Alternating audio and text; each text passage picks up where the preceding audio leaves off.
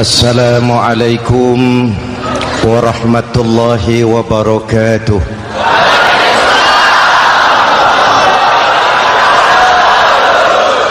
Alhamdulillahillazi ja'ala Ramadhana syahra siyami lil mu'minin. Wassalatu wassalamu ala asyrafil mursalin Sayyidina Muhammadin wa ala alihi wa sahbihi ajma'in, amma ba'du. Para ulama yang saya muliakan, para pejabat baik sipil maupun militer yang saya hormati, alhamdulillah malam ini atas izin Allah, mudah-mudahan yang kita laksanakan ini merupakan bagian dari amal ibadah kita di bulan suci Ramadan ini. Hadirin, reformasi terbesar adalah reformasi yang dilakukan oleh baginda Nabi besar Muhammad sallallahu alaihi wasallam. 23 tahun merombak satu bangsa biadab menjadi bangsa beradab, merombak umat yang terpecah belah menjadi umat yang bersatu, merombak masyarakat yang tenggelam dalam kemusyrikan menjadi umat yang bertauhid. Reformasi besar apa yang dilaksanakan oleh Rasul dan apa hubungannya dengan kita sekarang? Ini yang ingin saya sampaikan malam ini. Pertama, beliau melaksanakan reformasi akidah, membebaskan manusia dari kemusyrikan, menyelamatkan manusia dari ketergantungan kepada benda. 13 tahun beliau berjuang di kota Makkah hanya untuk menanamkan la ilaha illallah Muhammadur Rasulullah. Dari sana segalanya dimulai, meletakkan fondasi. Saya yakin tidak ada Tuhan selain Allah dengan seluruh konsekuensinya. Kalau saya yakin tidak ada Tuhan selain Allah, maka saya tidak akan menyembah kecuali hanya kepada Allah. Orang yang benar fondasinya, benar sujudnya. Jelas?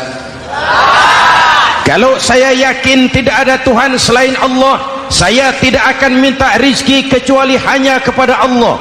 Orang yang benar fondasinya, jauh dari korupsi, jauh dari judi.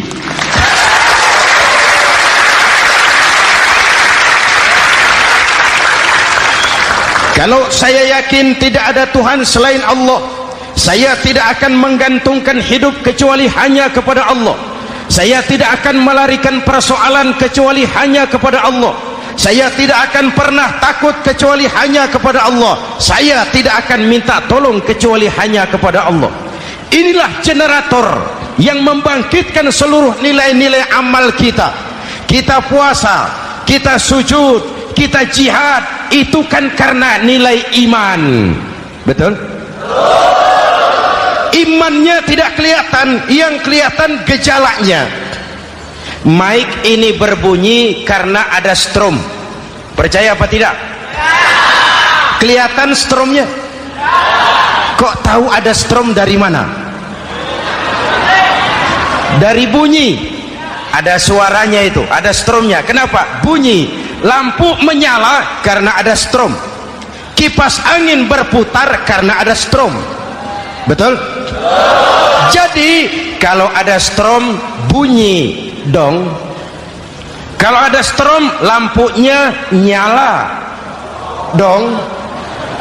Kalau ada strom kipas anginnya muter dong. Artinya apa? Kalau ada iman sujud dong. Kalau ada iman jihad. Udah dang dong.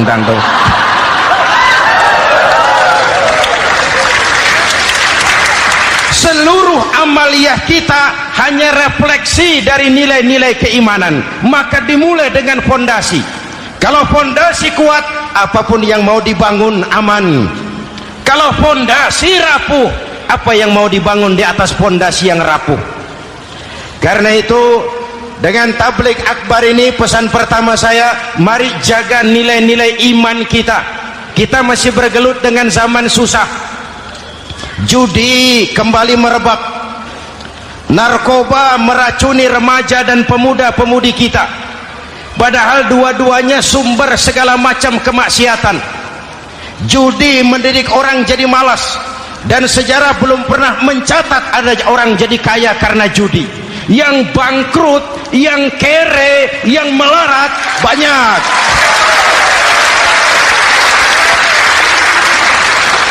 Makanya saya bersyukur di sini nggak ada yang judi. Nggak ada, mana saya nggak lihat di sini. Entahlah kalau di luar sini.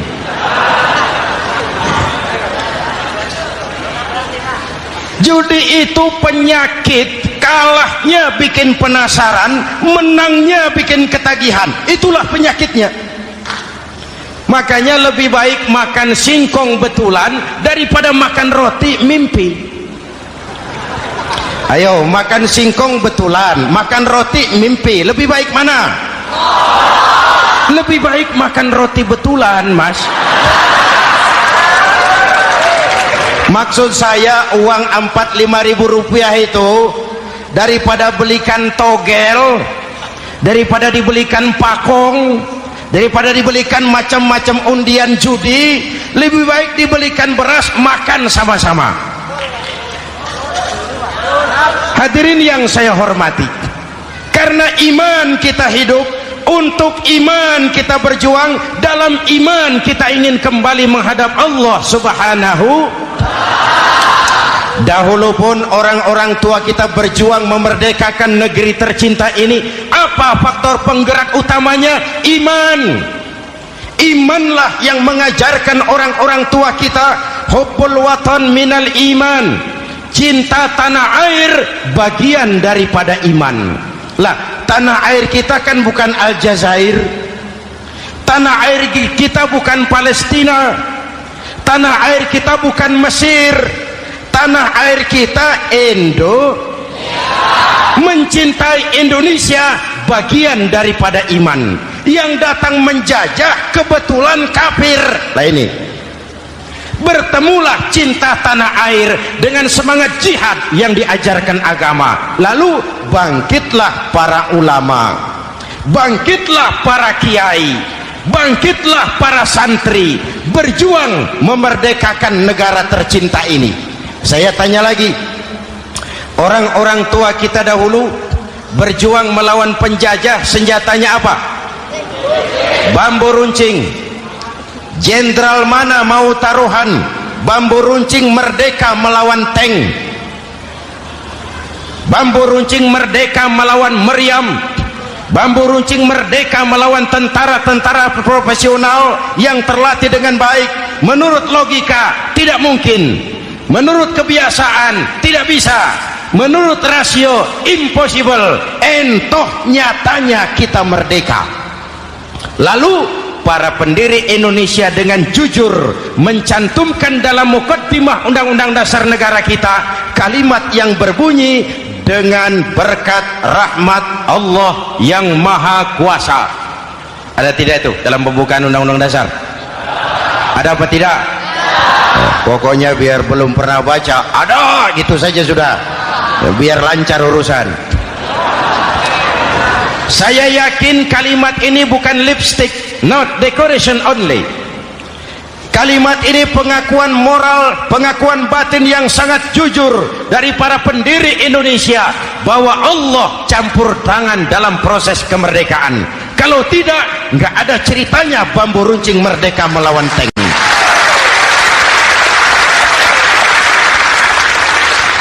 Kalau dulu iman untuk merebut kemerdekaan, sekarang iman untuk mengisi kemerdekaan. Betul? Betul? Karena itu jaga nilai-nilai iman, jangan tidur. kita sudah berhasil melaksanakan pemilu, sidang umum MPR sudah digelar, pemerintahan baru sudah terbentuk. Itu kita pilih bersama, kita dukung bersama. Mendukung itu tidak harus selalu iya, kula nuwun semohon dawuh kumaha juragan wae oke bos. Mendukung tidak harus selalu iya, mendukung juga memberikan saran, kritik, perbaikan. Kenapa? Di mana-mana di dunia ini kekuasaan cenderung mau menang sendiri, kekuasaan cenderung untuk korup. Karena itu kalau kita cinta kepada pemerintah, kita harus mengawasi jalannya pemerintahan kita ini.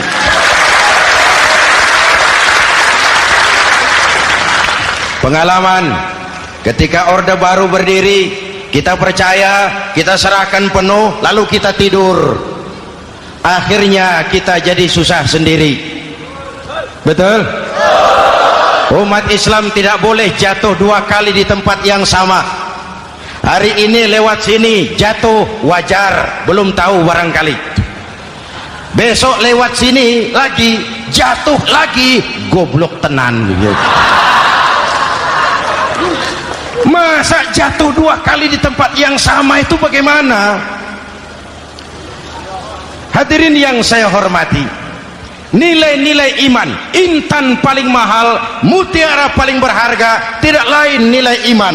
Imanlah yang menyebabkan kita gembira menyambut datangnya Ramadan, menyingsingkan lengan baju, menghamparkan sajadah, melakukan pendekatan yang intens kepada Allah. Kenapa? Kita mengerti nilai Ramadan. Tempo hari saya berikan contoh, di tangan kanan saudara ada berlian, harganya 50 juta. Di tangan kiri saudara ada rumput seikat. Berlian dan rumput ini taruh di depan kambing. Kira-kira mana yang diambil kambing? Rumput, dasar kambing. Kambing tidak ngerti nilai berlian. Padahal kalau kambing sedikit mau pakai otak. Kalau berlian yang saya ambil, kata kambing, lalu saya bawa ke pasar, kemudian saya jual, harganya 30 juta, lalu dibelikan rumput, dapat rumput sekabupaten. Tapi kambing tidak ngerti nilai berlian, yang kambing tahu cuma rumput. Kenapa? Hidup kambing cuma melayani perut. Maka kata Imam Ali karramallahu wajhah, orang yang hidupnya hanya untuk melayani perut,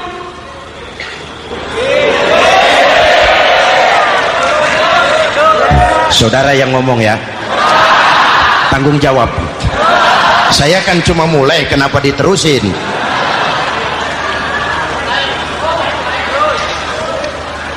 Hadirin yang saya hormati, jaga iman baik-baik, wariskan kepada anak-anak kita. Mereka harapan kita semua, mereka masa depan Indonesia. Akan bagaimana Republik Indonesia, bahkan akan bagaimana Islam di Republik Indonesia 20, 30, 40 tahun yang akan datang, anak-anak kitalah jawabannya.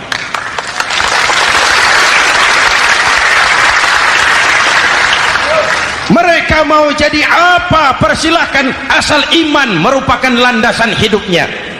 Anak-anak kita boleh jadi jenderal asal jenderal beriman, boleh jadi pejabat, pejabat beriman, jadi pengusaha, pengusaha beriman. Kalau iman landasannya aman, jadi pengusaha, pengusaha beriman, insya Allah timbangannya tidak curang, ekonomi lancar, masyarakat tenang. Jadi petani, petani beriman, insya Allah tidak menggarap tanah yang bukan miliknya.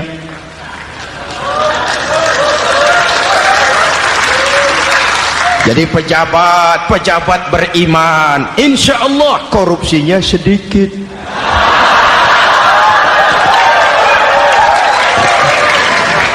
Jadi jenderal, jenderal beriman, insya Allah berjuangnya bersama ulama, bukan nangkepi ulama.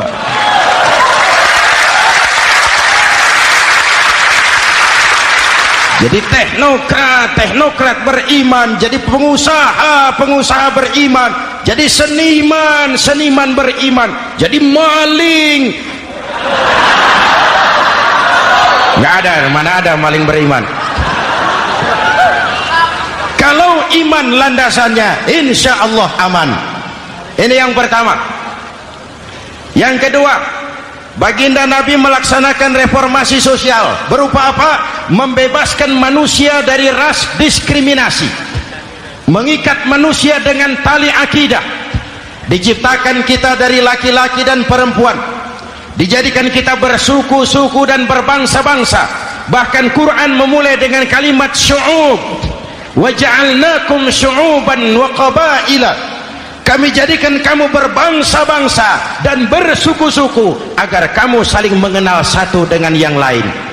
Saya ingin mengulangi imbauan saya, mari kita tingkatkan kerukunan. 3 macam kerukunan. Pertama, rukun antar umat seagama. Sesama muslim harus rukun. Ya Pak? Ya Bu?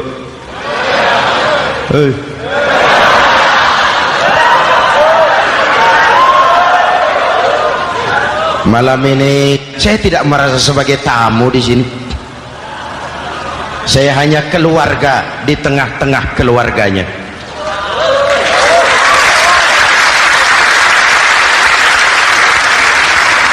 Di sepanjang Jawa kah saya, ke Sumatera kah saya, ke Kalimantan saya, ke Sulawesi saya, ke Irian Jaya saya, kemana saja saya pergi, di mana saja saya berada, saya hanya keluarga di tengah keluarganya.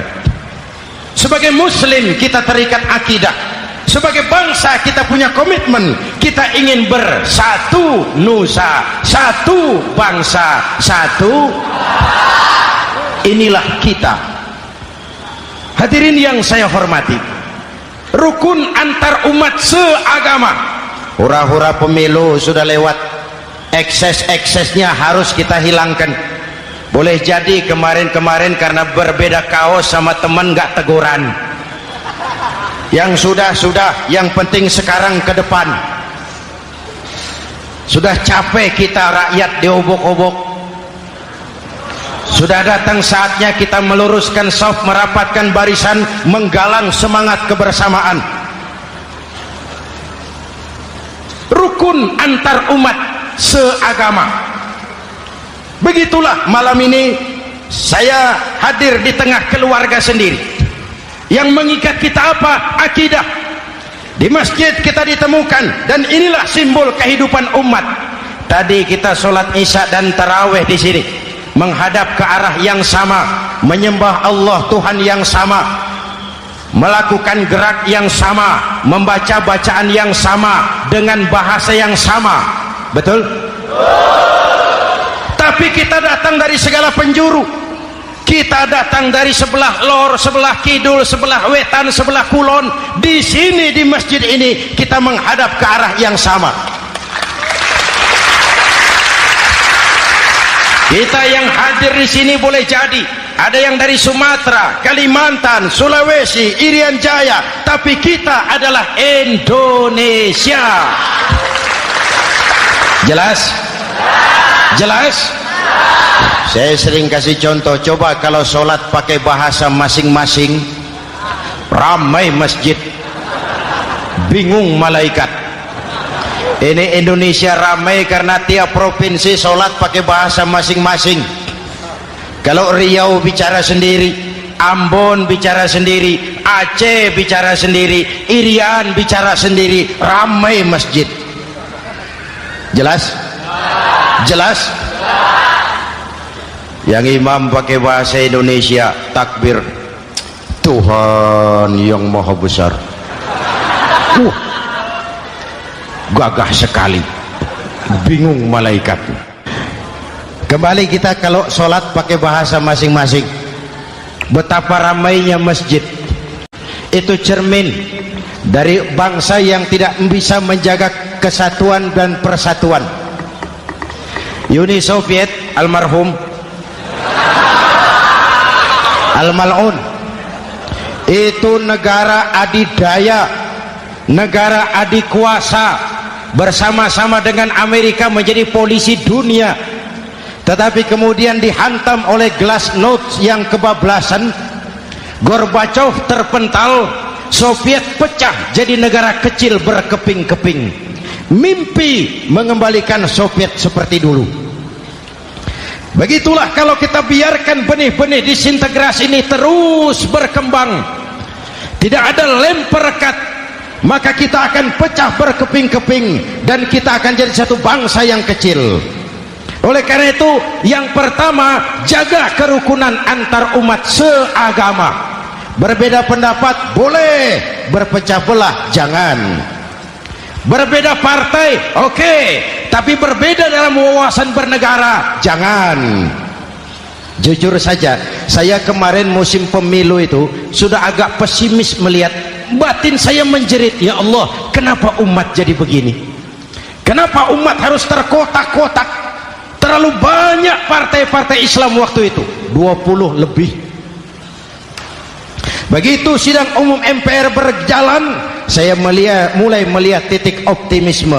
Ada yang mengkristal, di mana orang tidak lagi melihat partainya, tetapi melihat nilai-nilai imannya. Itulah yang memang utama buat kita.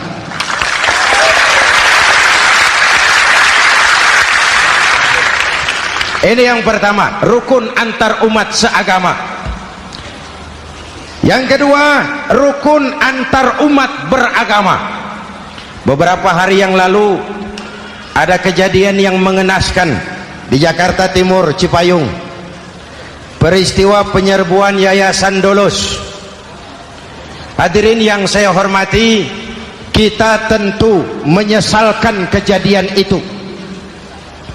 Kita tidak bisa menyetujui tindakan main hakim sendiri. Kita berharap pemerintah bukan hanya bisa menangkap pelakunya, tapi juga yang tidak kalah pentingnya mengusut akar permasalahannya. Kenapa itu terjadi? Kalau cuma pelakunya yang ditangkap, akar permasalahannya tidak selesai, saya khawatir terulang lagi di tempat lain.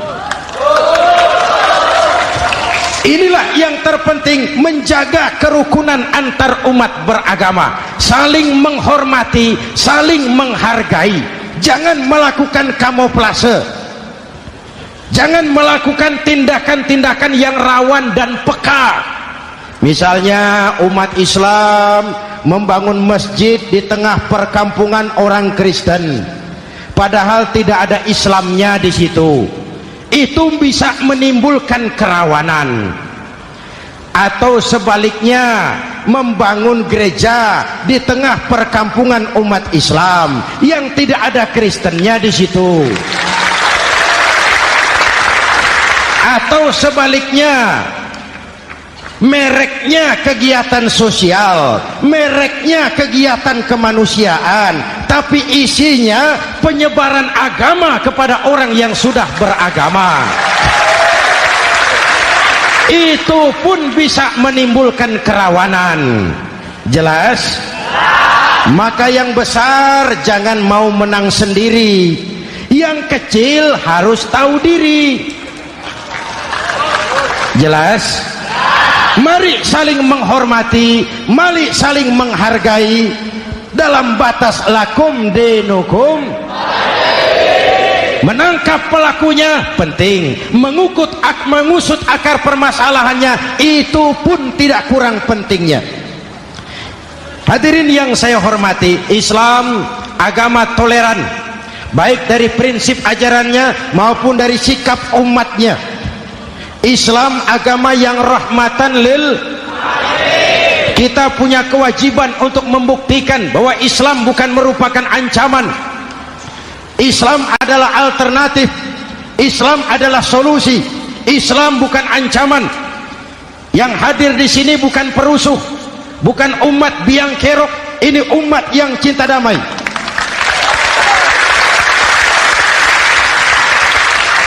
Ini umat yang tidak pernah mencari-cari musuh, tapi juga tidak akan pernah lari kalau bertemu musuh.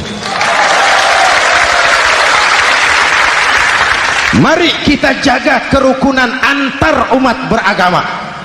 Jangan sampai peristiwa Dolos terulang lagi di tempat-tempat lain. Saling menghargai, saling menghormati. Jangan main hakim sendiri. tapi juga jangan mau menang sendiri.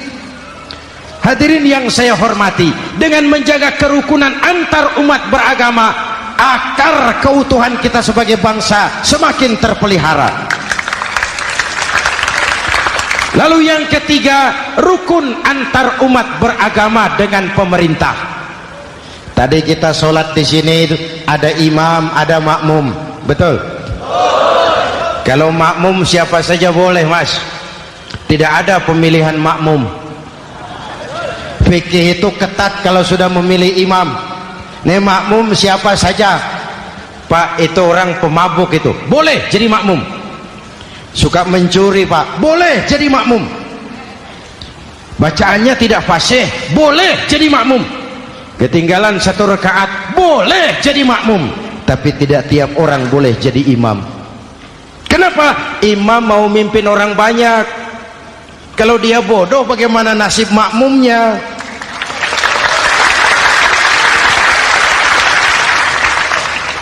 Ada karikatur di Medan, pernah kejadian anak kecil disuruh sholat sama ibunya. Nak, sholat kau. Ah, aku tak pandai sholat, mak. Si Ucok rupanya ini. Kata ibunya, sudahlah, kau ikuti saja bapakmu tuh. Apa yang bapak mau kerjakan, kau ikuti sajalah. Jadi lama, kalau ikut saja bisa laku. Berangkatlah anak ini kan, sholat di belakang bapaknya, jadi makmum. Sholat di balai bambu, tidak pakai tikar. Bangun sujud, hidung bapaknya terjepit bambu. Karena sakit dan kaget, refleks bapak ini teriak, aduh. Anak di belakang ingat pesan maknya, ikuti saja bapakmu. Si anak ini malah pakai iramat, aduh.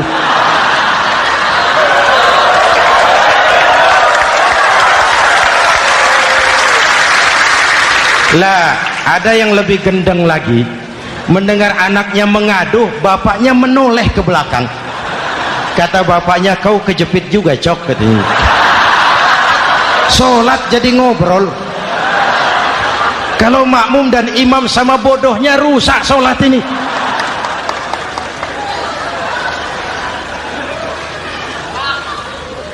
Hadirin yang saya hormati, rukun antar umat beragama dengan pemerintah, pemerintah yang legitimate, yang dihasilkan lewat proses demokrasi. Benarnya kita dukung, salahnya kita tegur, kita kritik, kita perbaiki, kita berikan saran-saran yang baik. Sekali lagi, jangan tidur. Sudah lewat masanya. Kemarin-kemarin kita menghadapi satu masa yang penuh krusial. Sudah datang saatnya kita bersama-sama bahu-membahu mengatasi kesulitan besar yang tengah kita hadapi sekarang ini. Dengan 3 kerukunan ini, insya Allah keutuhan kita sebagai bangsa akan lebih terpelihara. Ini reformasi kedua. Dalam konteks kita sekarang, menjaga semangat kebersamaan. Saya sering mempopulerkan di masyarakat kita, umat Islam, bangsa Indonesia seperti 5 jari ini. Kalau kompak, apa yang tidak terpegang? Tapi kalau berpecah belah, apa yang mau dipegang? Yang ini namanya ibu jari. Umaro ini, pemerintah. Kerja apa saja kalau sudah diginikan pemerintah, lumayan. Diginikan kiamat, Mas. Legalitas. Umaro. Yang ini telunjuk, alat untuk menunjuk. Ini orang yang punya uang, orang kaya, para pengusaha, investor. Kita perlu untuk memulihkan roda perekonomian kita. Di mana-mana kalau orang sugih nunjuk, lancar urusan, Pak. Coba kita yang melarat nunjuk-nunjuk ini, nggak laku, Pak. Makanya kata orang, serba salah jadi orang susah, tapi lebih susah jadi orang serba salah. Serba salah jadi orang susah, tapi lebih susah jadi orang serba salah. Telunjuk. Yang ini jari tengah lah ini, di tengah dia, ke kanan tidak, ke kiri tidak. milik semua golongan ini, netral. Siapa ini? TNI. Siapa ini? Cendekiawan. Siapa ini? Ulama idealnya itu. Milik semua, tidak kemana-mana tapi ada di mana-mana. Nggak bisa diajak suitan ini. Nggak ada anak-anak main kelereng suitnya begitu, itu nggak ada.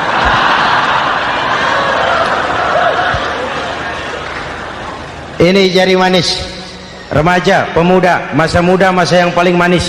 Semua harapan milik pemuda. Belum pernah saya dengar ada orang pidato para kakek-kakek harapan bangsa, belum pernah. Mesti kalau sudah harapan umat, pemuda, harapan negara, pemuda, harapan agama, pemuda, harapan bangsa, pemuda, harapan pemudi. Jari manis. Yang ini kelingking, jari paling kecil ini. Ini kaum wanita ini. Perempuan kecil tapi mantap. Masya Allah. Ini ibu jari ini besar ini. Sweet ketemu kelingking, kalah ibu jari ini. Di mana-mana kekuasaan sering kalah sama perempuan. Siapa yang mendorong-dorong Nabi Adam memetik pohon buah khuldi? Kelingking. Kelingking. Kelingking. Julius Caesar tunduk kepada Cleopatra. Siapa Cleopatra? Kelingking. Napoleon, singa daratan Eropa, the lion of Europe, luas kekuasaannya, hebat tentaranya, bertekuk lutut di bawah kaki Margaret Josephine. Kelingking. Hadirin yang saya hormati, kalau 5 pilar ini bersatu, ringan sama dijinjing, berat sama dipikul, kita akan jadi satu bangsa yang kuat. Jelas? Jelas? Dengan Ramadan, dengan tabligh akbar malam ini, mari kita jaga semangat kebersamaan. Saya selalu mengingatkan, sekarang lebih banyak tukang kompor daripada tukang lem. Lebih banyak tukang kompor daripada tukang lem. Hangati sana, sulut sini, bakar sana, panasi sini, terbakar kita, dia lari tepuk tangan, dan kita yang rugi. Jelas? Jelas? Ini hal yang kedua. Reformasi sosial mengikat manusia dengan tali akidah, mempersaudarakan manusia dari manapun orang datang, apapun warna kulitnya, dari suku apapun ia dilahirkan, kalau akidahnya sama, itulah saudara kita.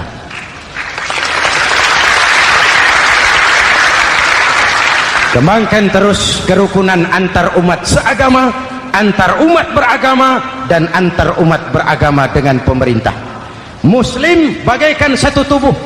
Jikalau yang satu sakit, yang lain ikut merasakan sakit. Muslim bagaikan sebuah bangunan, yang satu sama lain harus saling memperkuat. Ada yang jadi tiang, tentu. Ada yang jadi pintu, memang. Ada yang jadi genteng, iya. Tapi satu sama lain harus saling memperkuat. Tidak bisa genteng ngomong sama tiang. Kata genteng, saudara tiang, kamu sih enak. Saya setengah mati, kata genteng. Hujan kehujanan, panas kepanasan, kadang-kadang anak-anak nakal saya dilontari batu, kata genteng. Yang jadi tiang ngomong lagi, kata tiang, saudara genteng, jangan sembarangan kalau ngomong. Kamu kira kamu bisa nongkrong di atas? Itu gara-gara siapa, genteng? Aku yang topang dari bawah, kata tiang. Kamu jadi anggota DPR, jadi anggota MPR, jadi pejabat, kami rakyat yang angkat.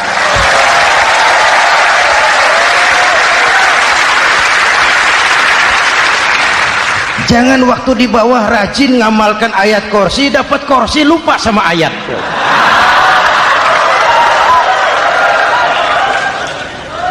Mari ringan sama kita jinjing, berat sama kita pikul, duduk ya kita sama rendah, berdiri kita sama tegak. Tidak ada warga negara kelas 1 di Republik ini. Ini reformasi kedua. Yang ketiga, reformasi menegakkan keadilan, menyelamatkan manusia dari kezaliman. Sebelum Islam datang, sebelum Rasul datang, manusia dibedakan oleh hartanya, manusia dibedakan oleh warna kulitnya, manusia dibedakan oleh keturunannya. Beliau dengan tegas mengajarkan, innallaha la yanzuru ila suwarikum wala ila amwalikum walakin yanzuru ila qulubikum wa a'malikum. Allah tidak melihat potonganmu, Allah tidak melihat hartamu,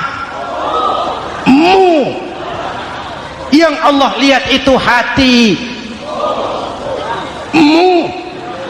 dan amal perbuatan.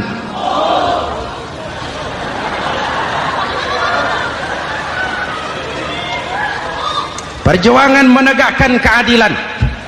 Hadirin yang saya hormati, itulah yang menyebabkan reformasi kita menggelinding, menuntut keadilan, baik keadilan di bidang politik, keadilan di bidang ekonomi, keadilan di bidang hukum. Nabi pernah mengingatkan, hakim, kata Nabi, itu ada 3 macam.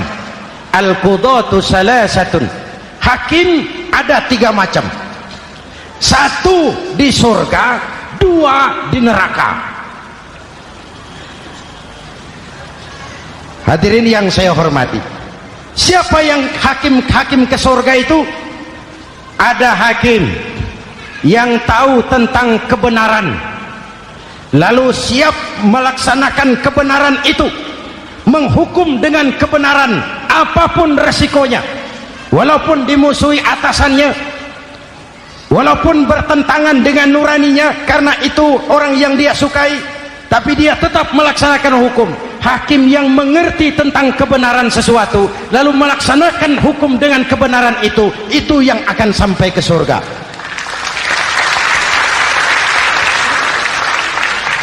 Yang kedua, ada hakim tahu tentang kebenaran tapi tidak mampu melaksanakan hukum dengan kebenaran itu.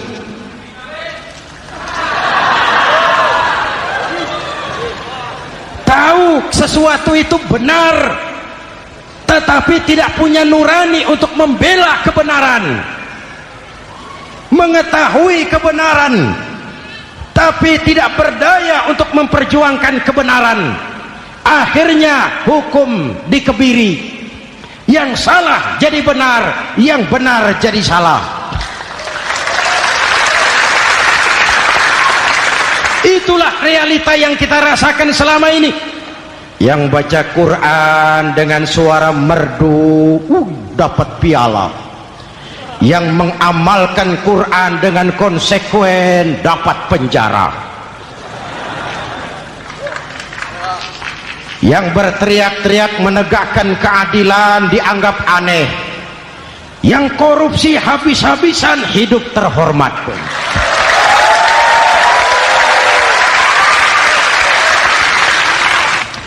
Jadi yang kedua tadi hakim yang tahu kebenaran tetapi tidak mampu melaksanakan hukum sesuai dengan kebenaran, diperkosanya kebenaran, ditekannya hati nuraninya, sehingga ini yang mengakibatkan terlukanya perasaan keadilan.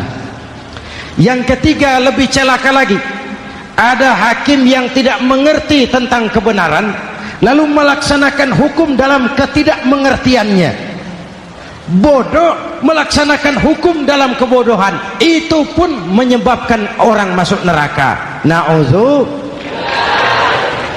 Hadirin yang saya hormati, reformasi yang dilaksanakan Rasul berjuang menegakkan keadilan setelah membebaskan manusia dari ras diskriminasi. An-nas kulluhum li Adam wa Adam min turab, la fadla li arabiyyin ala ajamiyyin illa bitaqwa. Seluruh manusia berasal dari Adam. Adam diciptakan dari tanah, dan tidak ada kelebihan Arab dengan yang bukan Arab kecuali dengan takwanya. Nah, saya masih ingat sebuah cerita. Mau dengar? Mau dengar? Pada waktu Umar bin Khattab radhiyallahu anhu menjadi khalifah, menjadi Amirul Mukminin, itu yang jadi gubernur di Mesir adalah Amr bin As. Satu saat Amr bin As ingin mendirikan masjid, tapi tanah lokasi masjid itu milik orang Yahudi, ada gubuk di situ. Dipanggil Yahudi ini oleh Amr bin As. Saudara Yahudi, iya. Itu rumahmu ya? Iya. Sudah tahu belum? Belum. Ya memang saya belum kasih tahu. Begini, kamu bangun sembarangan saja, rumahmu kena jalur hijau itu. Lalu saya mau bangun masjid di situ. Ya tapi ada rumah saya, Pak. Sudahlah, rumahmu saya bayar, saya beli. Enggak mau, Pak. Rumah saya cuma itu-itunya. Saya bayar 2 kali lipat. Enggak mau, Pak. Enggak mau. Sudahlah, saya ganti rugi. Ya enggak mau, Pak. Namanya juga ganti rugi, Pak. Biar digantikan tetap rugi. Mangkel Amr bin As ini wong cilik kok bertingkah amat. Si amat aja nggak bertingkah. Panggil kamtib. Hei Gusur, ditarik rumah Yahudi ini, ambrol, menitiskan air mata si Yahudi di sudut kehidupan. Begini wong cilik ini sudah jatuh tertimpa tangga, rumah cuma sak gubuk-gubuknya diderek oleh petugas.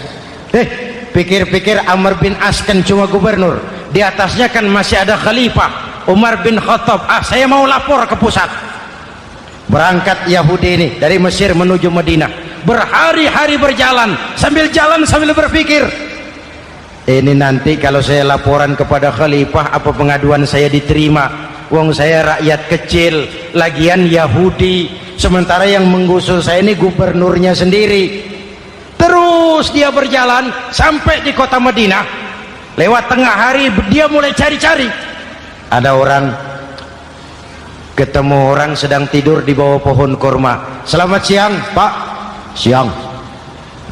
Saya mau numpang tanya, Pak. Tanya apa? Bapak tahu Khalifah Umar bin Khattab? Tahu. Istananya di mana, Pak? Istananya di atas lumpur. Di atas lumpur? Iya. Pakaian kebesarannya apa, Pak? Sutra? Bukan. Pakaian kebesarannya malu dan takwa. Pengawalnya banyak, Pak. Banyak. Berapa peleton? Pengawalnya yatim, orang jompo, kelompok mustadafin, orang-orang lemah, janda-janda tua.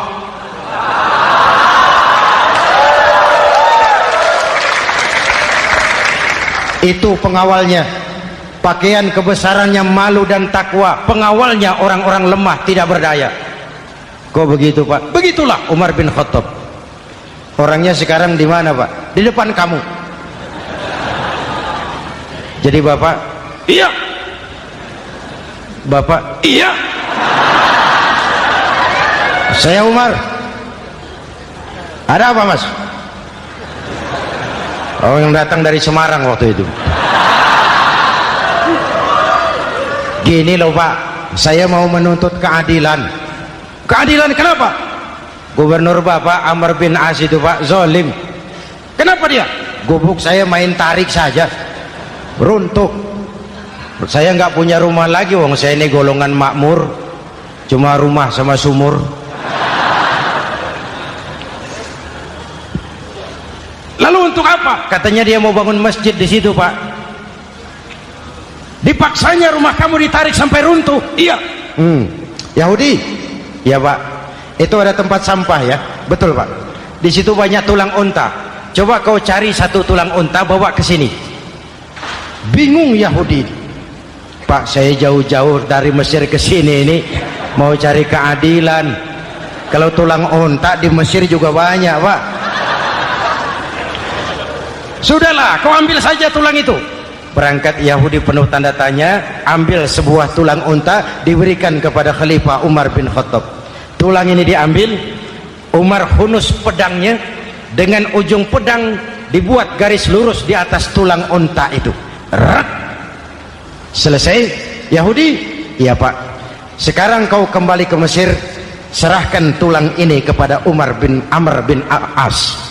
Makin bingung Yahudi, jauh-jauh datang kemari kira mau dapat keadilan, cuma dapat tulang. Ya sudahlah, namanya wong cilik. Berangkat dia pulang ke Mesir, berhari-hari sampai di Mesir.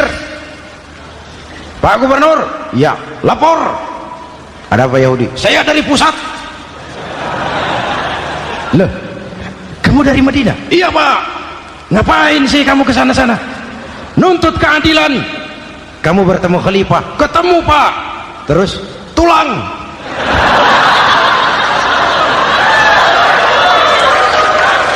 Ini loh Pak, salam dari beliau, tulang. Apa maksudnya? Aku nggak ngerti lah itu Pak. Yes, go rene. Diambil tulang itu, Amr bin As melihat ada garis lurus dengan ujung pedang, gemetar badannya, keringat bercucuran. Kepala proyek dipanggil.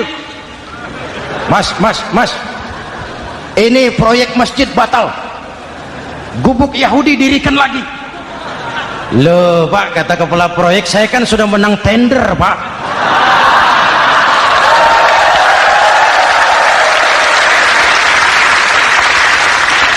Wes, nggak ada urusan, sampean mau menang mau kalah tender, proyek batal. Itu gubuknya Yahudi dirikan lagi. Yahudi makin bingung, ada gubernur dapat tulang gemeter. Pak Gob, ya sebenarnya apa yang terjadi? Apa-apa, kamu sedikit-sedikit main pusat.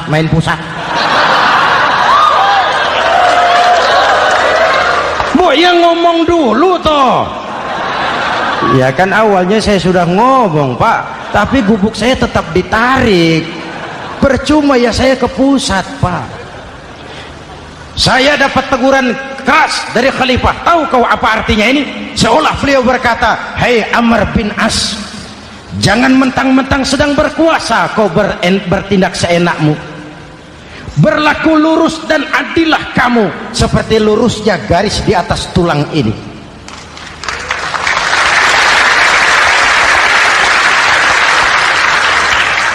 Kalau kau tidak lurus, kalau kau tidak berlaku adil, aku yang akan meluruskanmu dengan pedangku.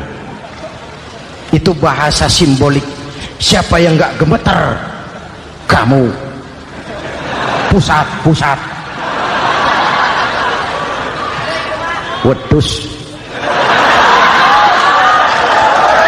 Ya ini nek coro kita. Oh Pak, kalau begitu Islam adil ya Pak? Adil. Jadi saya menang Pak? Menang kamu. Padahal saya Yahudi. Tapi menang ya? Menang. Pak sudahlah kalau begitu Pak. Bagaimana? Itu gubuk saya ambil saja Pak. Tanah-tanahnya gubuk-gubuknya Bapak ambil. Silahkan kalau mau dibangun masjid. Tidak cuma sekedar itu Pak, mulai hari ini Bapak dengarkan, asyhadu an la ilaha illallah wa asyhadu anna muhammadar rasulullah.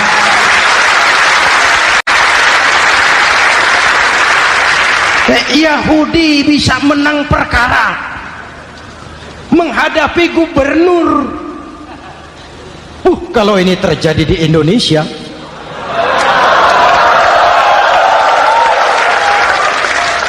amin. Oke, lalu siapa pemimpin adil itu? Setiap kita kan pemimpin. Presiden pemimpin di negaranya, gubernur pemimpin di provinsinya, bupati pemimpin di kabupatennya, Pak Camat pemimpin kecamatannya, Pak Lurah pemimpin di kelurahannya, suami pemimpin di rumah tangganya, anak muda pemimpin bagi dirinya. Dan setiap kita akan dimintakan tanggung jawab. Anak muda pemimpin buat dirinya, nanti diminta tanggung jawab. Hei, kakimu kau bawa jalan kemana? Tanganmu ngambil apa? Lidahmu bicara apa? Matamu menteleng, apa yang dilihat? Seluruhnya akan dimintakan pertanggungan jawab. Marilah kita jadi orang yang adil kepada diri, kepada keluarga, dan akhirnya kepada masyarakat, bangsa dan negara. Hadirin yang saya hormati, satu ayat yang sering dibaca pada akhir khutbah khatib Jumat, innallaha ya'muru bil adli wal ihsan. Allah memerintahkan kamu berlaku adil dan berbuat ihsan. Tidak sekadar adil tapi ihsan. Ihsan nilainya lebih tinggi dari adil. Contoh, nak, tolong taruh telur itu di pinggir meja. Anak yang adil apa adanya, ditaruh telur di pinggir meja. Anak yang ihsan lain, lah iya perintahnya sih di pinggir meja, tapi kalau pas di pinggir meja kan jatuh ke bawah, ke tengah sedikit. Ini ihsan. Oleh karena itu, mari, perjuangan menegakkan keadilan masih panjang. Jalannya tidak lurus bertabur bunga, menanjak menurun, banyak onak dan duri. Namun seperti yang dikatakan seorang tokoh, masih Napoleon, kalau ada 1000 orang penegak keadilan, saya satu dari yang 1000 itu. Kalau ada 100 penegak keadilan, saya juga satu dari yang 100 itu. Kalau ada 10 orang menegakkan keadilan, saya juga satu dari yang 10 itu. Kalau hanya 1 orang yang menegakkan keadilan, maka sayalah yang 1 itu.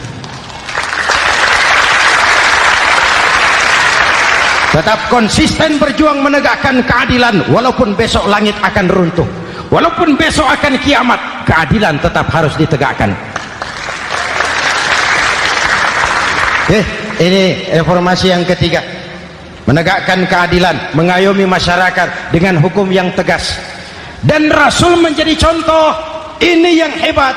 Misalnya beliau berkata, wallazi nafsi biyadihi lau anna Fatimah binti Muhammadin saraqat laqata'a Muhammadun yadaha. Demi Allah, andai kata Fatimah putri Muhammad mencuri, jangan orang lain, Muhammad sendiri yang akan memotong tangannya. Hukum berwibawa, masyarakat terlindungi. Kenapa? Nabi jadi contoh. Jelas? Beliau mengajarkan orang beramal. Kepada putrinya beliau mengatakan apa? I'mali ya Fatimah, i'mali fa inni la ughni anki minallahi syai'a. Fatimah, beramal kau. Fatimah, beramal kau. Fatimah, solat kau. Fatimah, puasa kau. Fatimah, zakat kau. Fatimah, haji kau. Kalau kau tidak beramal Fatimah, aku ayahmu Rasulullah tidak akan sanggup membelamu di akhirat nanti. Ini keadilan.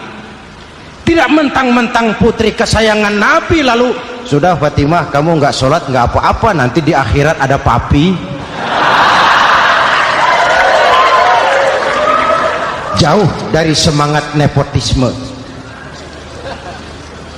Putri beliau sendiri ditekankan, i'mali ya Fatimah fa inni la ughni anki minallahi syai'a. Beramal kau Fatimah, kalau kau tidak beramal, aku ayahmu tidak akan sanggup membela kamu di akhirat nanti. Inilah inti dari nilai keadilan. Jauh dari nepotisme, apalagi kolusi. Hadirin yang saya hormati, lalu saya masuk kepada yang keempat. Reformasi keempat yang dilaksanakan oleh baginda Rasul, menyelamatkan manusia dari gaya hidup sekuler, menyelamatkan manusia dari gaya hidup materialis, mengajarkan keseimbangan. Ada hidup sesudah mati, ada akhirat sesudah dunia. Betul? Betul? Kalau saja tidak ada hidup sesudah mati, kalau saja tidak ada akhirat sesudah dunia, persilahkan hiduplah saenae, nek perlu saenae udelmu dewe. Sayang. Ada hidup sesudah mati, ada akhirat sesudah dunia. Ini semua calon-calon jenazah.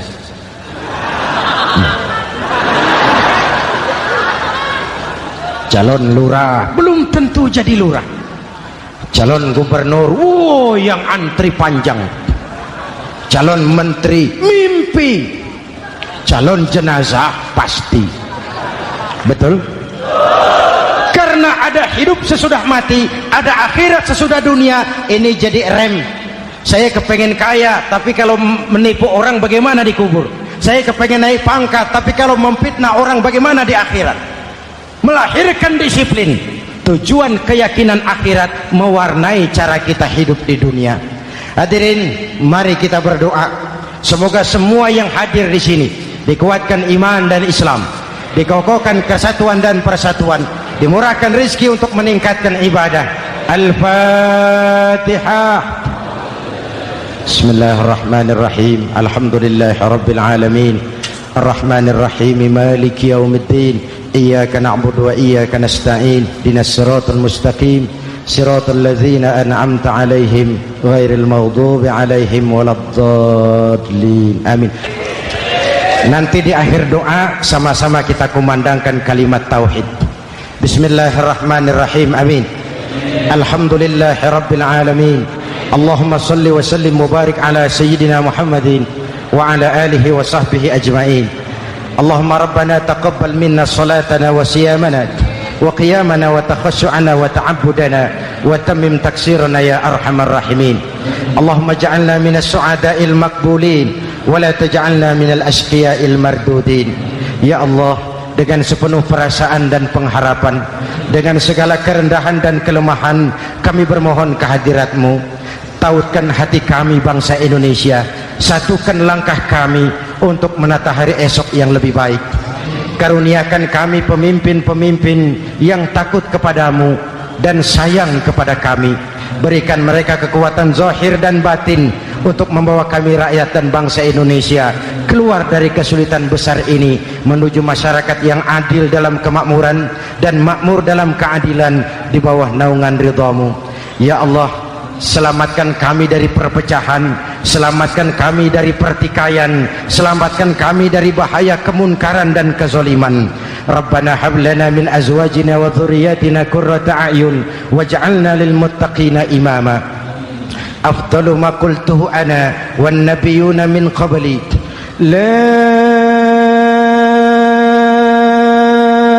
ilaha illallah.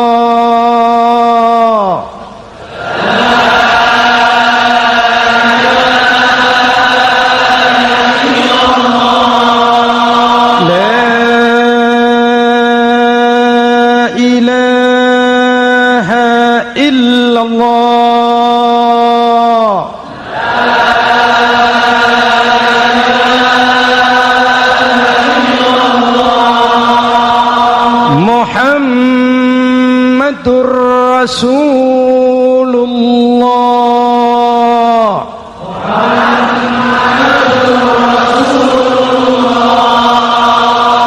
Amin. Sallallahu alaihi wa alihi wa sallam. Kalimatu haqqin 'alaiha nahya wa 'alaiha namut wa 'alaiha nub'atsu insyaallah minal aminin. Rabbana atina fid dunya hasanah wa fil akhirati hasanah wa qina adzabannar.